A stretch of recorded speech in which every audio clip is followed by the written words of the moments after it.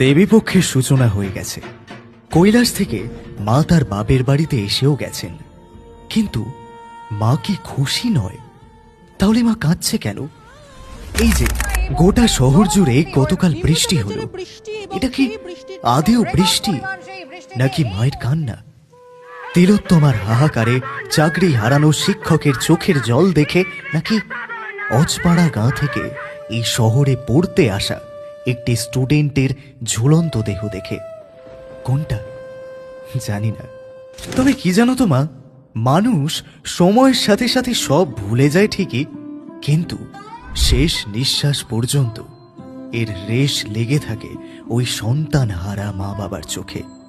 অন্তত তাদের কথা ভেবে এই কটা দিন সব ভুলিয়ে দাও। আর কেঁদো না মা, আর কেঁদো না। তোমার এই পুজো কেন্দ্র করে যারা গোটা বছর অপেক্ষা করে থাকে তাদের জীবিকা নির্বাহের, তাদের কথা একটু ভেবো মা। আর কেঁদো না মা, আর কেঁদো না।